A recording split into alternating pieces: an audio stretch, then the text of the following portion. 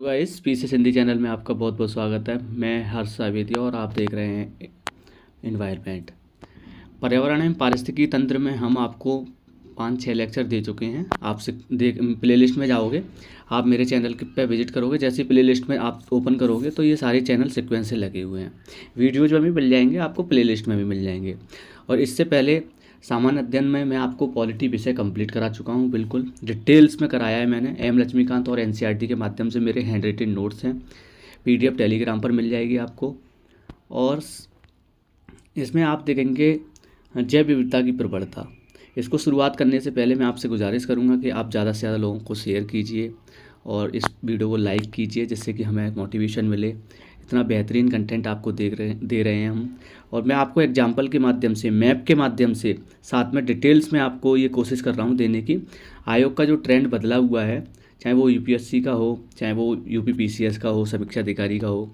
समीक्षा अधिकारी के लिए आपको पता है 27 जुलाई है डेट लगी हुई है, 12 अक्टूबर का पीसीएस का है, 25 मई का आपका लगा हुआ है यूपीएससी का एग्ज़ाम। अन्य वनडे एग्ज़ाम में भी ये लाभकर सिद्ध होगी। बिल्कुल डिटेल में है, आप मेरे साथ कॉइन कॉपी लेके बैठ जाएं, आप नोट डाउन करते रहें। तो आज स्टार्ट करेंगे हम जैव विविधता की प्रवणता। इससे पहले मैं आपको ये चीज़ें करा चुका था जैव विविधता से रिलेटेड। आप प्रवणता की बात करेंगे, ग्रेडियंट, ये भी प्रश्न पूछे जाते हैं। आइए स्टार्ट करते हैं। जैव विविधता की मात्रा में अंतर आना दो तरीके से, जैसे हॉटस्पॉट और मेगा डाइवर्सिटी कंट्री के नाम से इसको इंडिकेट किया जाता है। तो इसकी मात्रा में अंतर पता करना है तो ये दोनों ही पॉइंट महत्वपूर्ण हैं। इसको डिटेल में पढ़ेंगे। सबसे पहले ए पॉइंट को लेते हैं हम, हॉटस्पॉट। हॉटस्पॉट क्या होता है, इसको डेफिनेशन के माध्यम से पढ़ने का प्रयास करेंगे। देखो, इस संकल्पना को, मतलब इस कॉन्सेप्ट को, इस संकल्पना को, इस सिद्धांत को 1988 में 1988 में नॉर्मन मायर्स ने दिया। ऐसे क्षेत्र जहां जैव विविधता ज़्यादा होती है तथा स्थानिक प्रजातियां, एंडेमिक स्पीसीज की संख्या ज़्यादा होती है, वहाँ को हॉटस्पॉट एरिया घोषित कर देते हैं। देन उसके बाद में इसका जो मानक है, स्टैंडर्ड है, वो किस तरीके से, इसकी जो कसौटी है हॉटस्पॉट एरिया की, जैसे 1500 से अधिक स्थानिक प्रजातियां होनी चाहिए।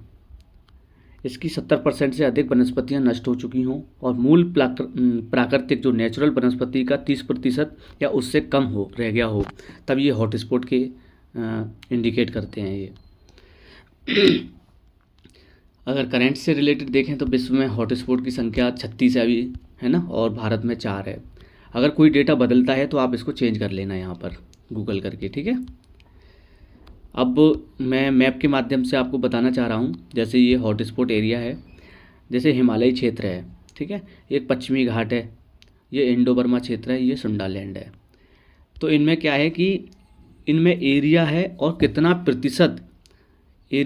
प्रतिशत क्षेत्र आपका हॉटस्पॉट है, आप देखेंगे। हिमालय क्षेत्र है 44.37% भारत में, ठीक है। और पश्चिमी घाट एवं श्रीलंका 64.95% भारत में, 5.13% आपका इंडो बर्मा क्षेत्र है, और सुंडालैंड है आपका 1.28%, ठीक है। ये आप डेटा को नोट करेंगे, मैप को बनाएंगे। मैप के माध्यम से आप चीज़ों को दिखाने का, क्योंकि मैपिंग से क्या होता है, चीज़ें बहुत समय तक रहती हैं दिमाग में। हल्का सा रिवीजन करोगे तो चीज़ें आपको जल्दी से समझ में आएंगी। फिर उसके बाद में देखेंगे स्थानिक प्रजाति, ये क्या चीज़ है।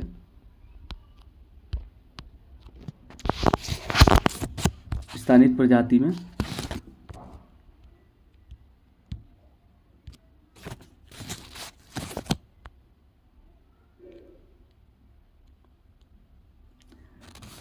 स्थानिक प्रजाति, एंडेमिक स्पीसीज बोलते हैं इसको।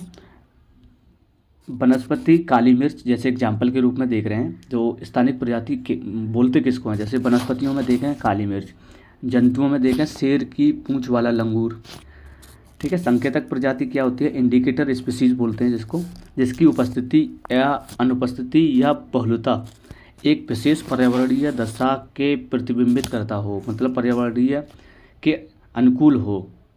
वहाँ का वातावरण कैसा है, वहाँ का जलवायु कैसी है, वहाँ का टेम्परेचर कैसा है, वो सारी चीज़ें प्रतिबिंबित करता है।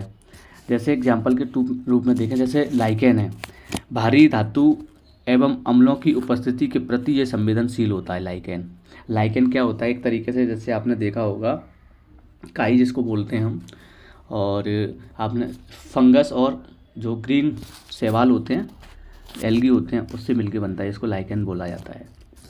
देन उसके बाद में आप देखेंगे मेढक है,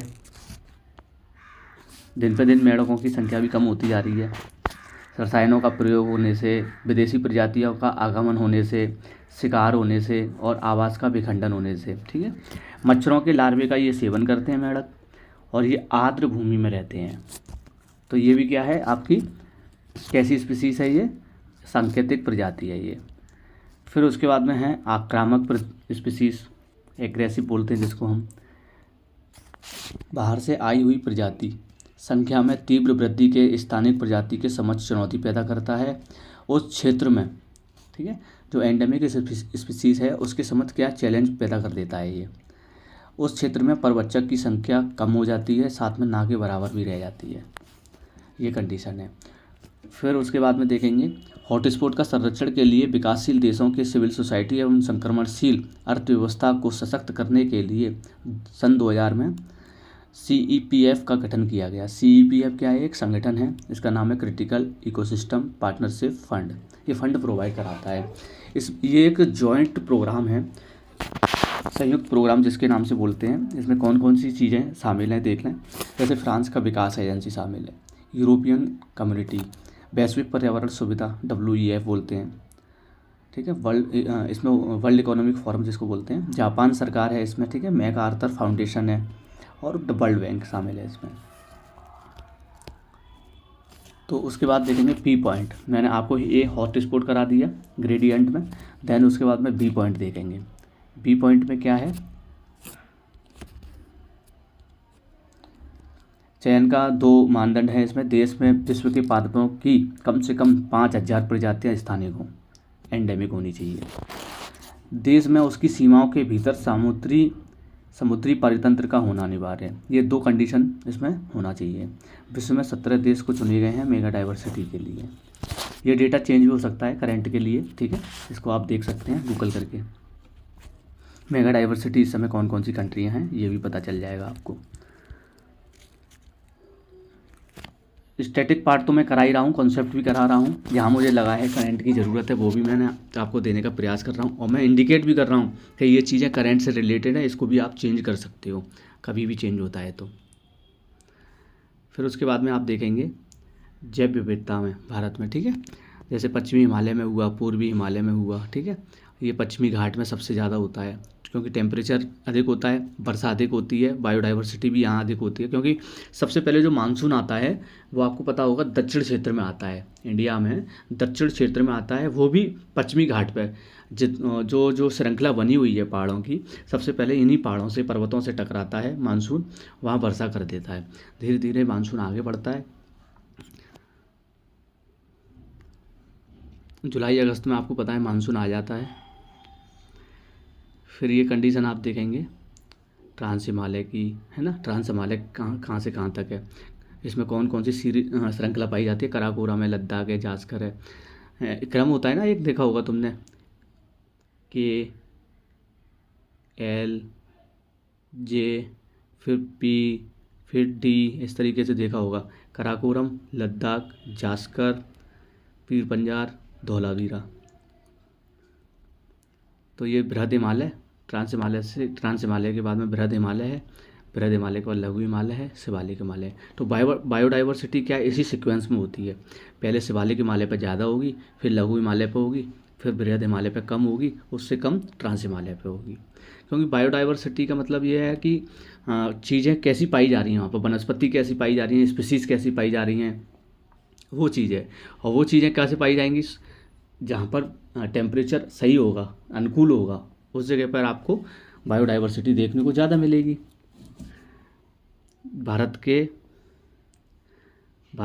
के जैव भौगोलिक जो क्षेत्र हैं वो देख लें आप। ट्रांस हिमालय क्षेत्र, स्नो लियोपर्ड, काली गर्दन वाले सारस पाए जाते हैं। सेकंड नंबर पे हिमालय क्षेत्र, स्नो लियोपार्ड पाए जाते हैं। थर्ड नंबर पर है भारतीय मरुस्थल, जो डेजर्ट एरिया भारत का, थार का मरुस्थल एवं कच्छ का रण क्या है, भारतीय डेजर्ट है। इसमें क्या क्या पाया जाता है ये देख लें एग्जाम्पल के रूप में, जिसको हम एंडेमिक स्पीसीज बोलते हैं, स्थानिक प्रजाति यहाँ पर निवास करती हैं। ब्लैक बक है, जंगली गधा है, मरुस्थली लोमड़ी है, ग्रेट इंडियन बस्टर्ड है, फ्लेमिंगो है। ग्रेट इंडियन बस्टर्ड से तो कई बार प्रश्न आया, आयोग ने कई बार पूछा है, ठीक है। इन एग्जाम्पल को आप नोट करोगे, ठीक है। हिमालय क्षेत्र में वो भारतीय डेजर्ट एरिया में कौन कौन से पाए जाते हैं। सारे फैक्ट और जो कॉन्सेप्ट है मैं देने का प्रयास कर रहा हूँ, आप नोट डाउन करते रहें मेरे साथ। अर्धशुष्क क्षेत्र है, देखेंगे ड्राई एरिया जो होता है उसमें यह एशियाटिक शेरों के लिए प्रसिद्ध है। स्थानिक प्रजाति गिरी क्षेत्र के शेर हैं ये, जैसे गुजरात में गिरी एक एरिया है, उसमें ये शेर पाए जाते हैं। पश्चिमी घाट की बात करेंगे, सदाबहार वन से लेकर शुष्क पर्णपाती वन, जैसे नीलगिरी का लंगूर, नीलगिरी में लंगूर पाया जाता है। मालाबार भूरे हॉर्नबिल, उड़ने वाली गिलहरी, शेर के पूंछ वाला मैकॉक। फिर उसके बाद देखेंगे आप दक्कन प्रायद्वीपीय क्षेत्र, दक्कन प्रायद्वीपीय क्षेत्र में भी ये चीज़ें होती हैं। गंगा का मैदानी क्षेत्र, भारतीय गैंडा है ना, और घड़ियाल है, ताजे पानी का कछुआ है, ये चीज़ें इसमें पाई जाती हैं। तटीय क्षेत्र में देखेंगे मैंग्रोव वन, जो मैंग्रोव वन होते हैं, जंतु प्रजातियों में डॉल्फिन, घड़ियाल, dugong, royal Bengal tiger, Sundarban delta जो होता है उसमें पाए जाते हैं, सुंदरबन है वहाँ पर ये पाए जाते हैं, रॉयल बंगाल टाइगर, ये पश्चिम बंगाल में है, ठीक है। उसके बाद उत्तर पूर्वी क्षेत्र, बांस और जैक फ्रूट पाया जाता है यहाँ पर, नॉर्थ ईस्ट है ये। फिर उसके बाद देखेंगे जैव विविधता के लाभ, लाभ क्या क्या हैं ये भी देख लेते हैं। जैसे मृदा का निर्माण, ठीक है, मृदा के अपरदन पर रोक लगना चाहिए तभी तो प्रॉफिट होगा, तभी तो लाभ होगा जैव विविधता में। खाद्य सुरक्षा, फूड सिक्योरिटी के पर्पज से, अकाल की संभावना को कम करना, पोषण चक्र, न्यूट्रिशन साइकिल कैसी है, परागकण, इसमें भी लाभ मिलता है। पारिस्थितिकी संतुलन, इसमें भी बैलेंस होने में भी टाइम लगता है, इकोसिस्टम को बैलेंसिंग में भी वो लगेगा, लाभ होगा इसमें, जैव विविधता सही होगी तो। मृदा में पोषण, न्यूट्रिशन सही पाया जाएगा, जलवायु अच्छी होगी, पर्याप्त मात्रा में वर्षा और जल संसाधन होना, ये भी एक अच्छा होने का सोर्स है। जैव विविधता से इस प्रकार के लाभ मिलते हैं, क्योंकि मेंस में ये लिखे जाते हैं पॉइंट, ठीक है, और पीटी में डायरेक्ट स्टेटमेंट में पूछ लेते हैं। अब आवास की बात करें, जैसे जैव विविधता का विनाश का जो कारण है वो क्या है, ये कोशिश करेंगे समझने का। आवास का विनाश और विखंडन, ठीक है, आवास का विनाश और विखंडन का मतलब ये है, जैसे कोई स्पीसीज ये स्पीसीज वहाँ रह रही है, उसके अनुकूल है, लेकिन वहाँ डाइवर्जन होता है। अभी तो ये पूरा एरिया मिल रहा है उसको, रहने के लिए। इसमें अगर मान के लो कंस्ट्रक्शन हो जाता है, रोड बन जाता है, ठीक है, ये चारों, ये आप रोड देख रहे हैं, ये रोड बन गया, मान के चलो इधर से भी रोड बन गया, इधर से भी, तो इस आवास का क्या हो गया, विखंडन हो गया, वो 4 हिस्से में बट गया, ठीक है। अब उसके लिए केवल एक वो स्पीसीज एक जगह अगर फंसी रह गई तो वो एक ही जगह फंसी रह गई, जैसे ये एरिया है, ठीक है, यहाँ रहेगी वो। अब उसको ये वाला एरिया, तीनों एरिया नहीं मिल पाएंगे, ना तो ये मिल पाएगा, ना ये मिल पाएगा, ना ये मिल पाएगा, तो ये चीज़ें हैं थोड़ी संकीर्ण हो जाएंगी चीज़ें, और जो उसको आवास मिलेगा रहने को लिए तो वो क्या है, संकीर्ण हो गया। सड़क निर्माण कर आवास में विखंडित स्पीसीज को बहुत ज़्यादा दिक्कत होती है। फिर स्कैटर, बिखराव रुक जाता है, एरिया सीमित, प्रतिस्पर्धा बढ़ जाती है एक दूसरे में। जो आवास के लिए अगर मान के चलो एक किसी स्पीसीज़ को रहने के लिए, जैसे 100 स्पीसीज़ हैं, 100 प्रजाति हैं, उसके लिए ये पूरा एरिया था, अब मान के चलो उसमें रोड कंस्ट्रक्शन का काम हो गया या इंडस्ट्री बन गई तो उसका विखंडन हो गया ना, तो उसमें क्या है, फिर जगह कम हो गई और लोग ज़्यादा हैं, जगह कम लोग ज़्यादा तो दिक्कत होगी कि नहीं, तो इस पर क्या है, कंपटीशन बढ़ जाएगा, प्रजनन की क्षमता गिरेगी। फिर देन उसके बाद में आपको पता है एक स्पीसीज अगर डोमिनेट करने का प्रयास करेगा तो वो पहली वाली जो कमज़ोर होगी उसको हटाने का प्रयास करेगा। इकोसिस्टम का नियम है, आपको पता है, जो अपने से बड़ी प्रजाति होती है, छोटी प्रजाति को जो कमज़ोर होते हैं उसको हटा देते हैं, उसको मार देते हैं, कुछ भी कर देते हैं, ये मान लो। प्रदूषण, पॉल्यूशन भी एक कारण है, जैसे प्रदूषण से निकट में परिवर्तन आ जाता है, जो निकेट होता है आवाज़ होता है, ठीक है। जीवों के अंग विकृत हो जाते हैं, परभक्षियों की संख्या में तीव्र वृद्धि, परिणामतः स्थानिक प्रजाति की समष्टि का जो पॉपुलेशन है उसका आकार छोटा हो जाता है, ठीक है। प्रजनन दर में कमी आने लगती है, कीटनाशक के प्रयोग से अनेक स्पीशीज मर जाती हैं। जैसे लोग खेतों में कीटनाशक की दवाइयाँ DDT वगैरह बहुत हाई क्वालिटी की और रसायन यूज कर रहे हैं, तो उससे क्या है स्पीशीज मर जाती हैं। जीवों में आनुवंशिक शिकार विकार पैदा हो जाता है, आनुवंशिक विकार पैदा हो जाता है, जेनेटिक डिजीज पैदा हो जाती है जीवों में। एग्जाम्पल के रूप में मैं प्रयास कर रहा हूँ दिखाने का, आप इसको नोट करोगे। जैसे हाल ही में देखा है आपने, गिद्धों की संख्या में तेज़ी से गिरावट आई।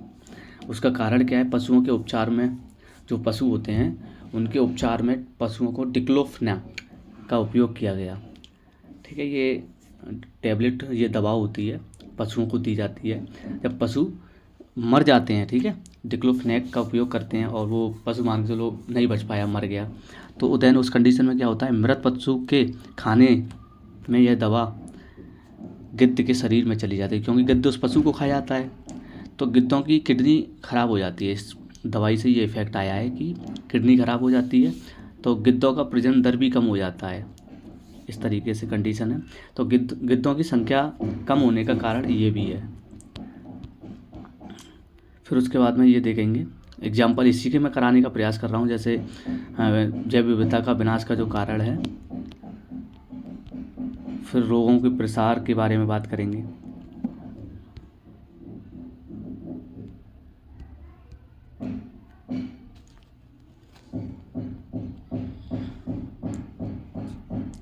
रोगों के प्रसार के बारे में, विदेशी प्रजाति का आक्रमण। विदेशी प्रजाति, जैसे विदेशी प्रजाति अपनी संख्या में वृद्धि करती है।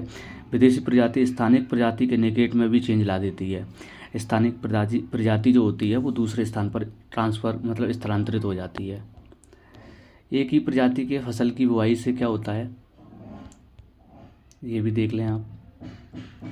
एक ही प्रजाति के फसल की बुवाई में परिणामतः खाद्यान्न की डाइवर्सिटी में कमी आती है।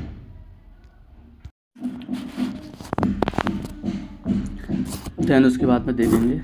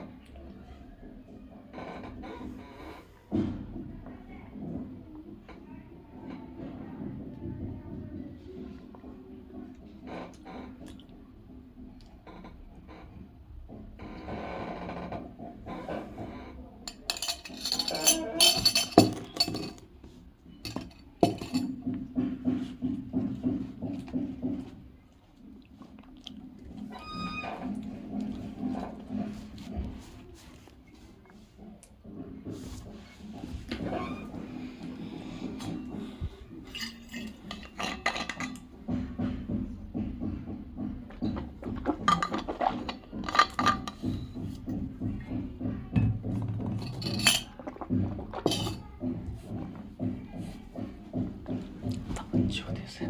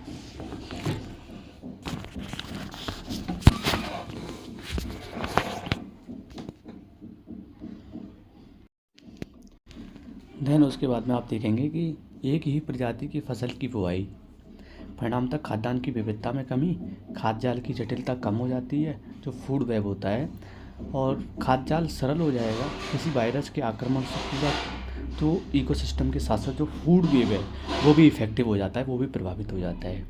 इसमें क्या होता है, अनेक प्रजातियाँ की पर्याप्त मात्रा में भोजन नहीं मिलेगा, और पोषण की कमी से क्या होगा, चीज़ें प्रजनन दर भी कम होगी। पोषण की कमी से साथ में जो समष्टि का आकार है, जो पॉपुलेशन है स्पीसीज़ की, वो उसका आकार छोटा हो जाता है, कहीं कहीं ख़त्म भी हो गया है बिल्कुल, है ना।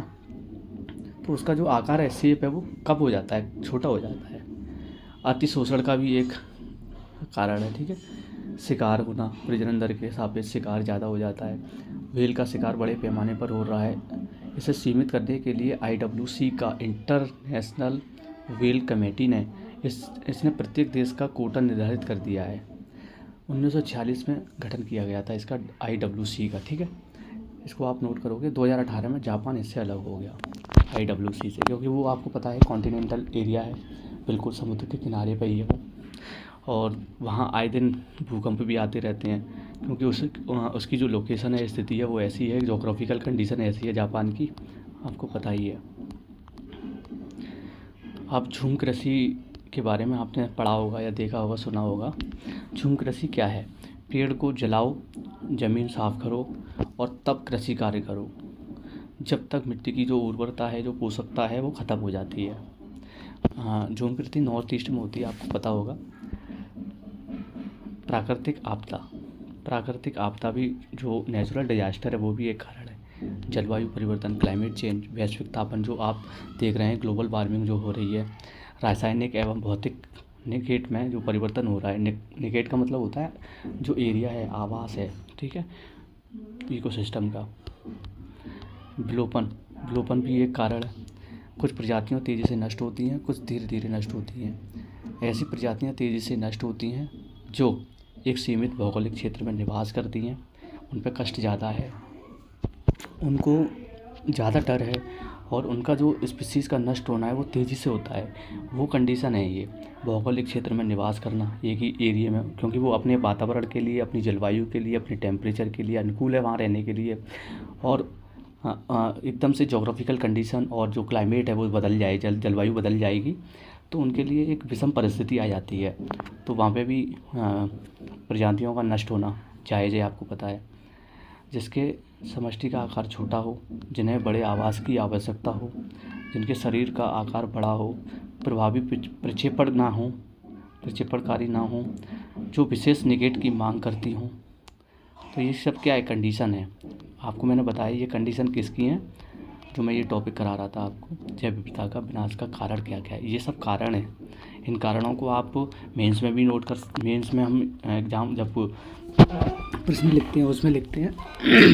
साथ में जो आयोग का जो ट्रेंड है वो पूछ रहा है, नोट करोगे आयोग का जो ट्रेंड है बदला हुआ, तो एग्जाम्पल के माध्यम से मैं आपको पूरा डिटेल में करा रहा हूँ, ठीक है।